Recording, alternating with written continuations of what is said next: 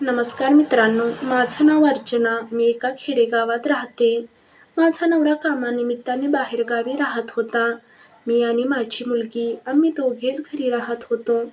माझ्या लग्नाला 4 वर्ष झाली आणि मला एक 2 वर्षाची मुलगी आहे. नवरा बाहेर राहत असल्याने गावातल्या लोकांची नजर माझ्यावरती असायची. माझं शरीरही खूपच मादक होतं. त्यामुळे बघणाऱ्यांच्या नजरा माझ्यावरती टिकून राहायच्या. मीही माझ्या नवऱ्याला सांगितलं होतं, पण माझा नवरा म्हणाला, "लोकांचं कामच आहे ते, तू तिकडे लक्ष देत जाऊ नकोस." एके दिवशी मी घर साफ करत होते, तर मी न लागणाऱ्या वस्तू बाजूला काढून ठेवल्या. त्या वस्तूची मला गरजही नव्हती, म्हणून मी त्या वस्तू भंगारात घालायच्या ठरवल्या.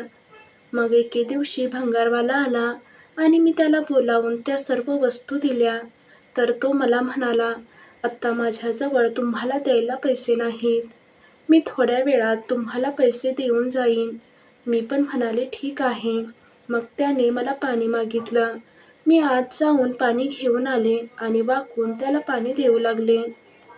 तर माझ्या साडीचा पदर खाली पडला आणि तो भंगारवाला माझ्या त्या जागेवर एकटक बघू लागला. मी पटकन माझा पदर वर केला आणि आत निघून गेले आणि तोही निघून गेला. मग थोड्या वेळाने माझं आवरून मी टीव्ही पाहत बसलेली.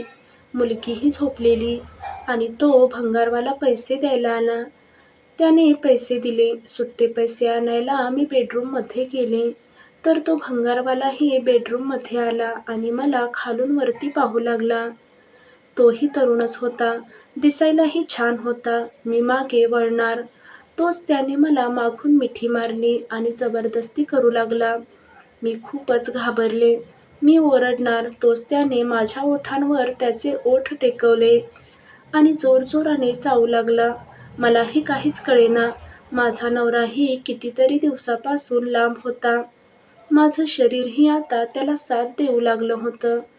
नंतर त्याने मला तिथेच बेडवर पाडलं आणि माझी साडी वरती केली आणि जोरजोराने दणके मारायला चालू केलं.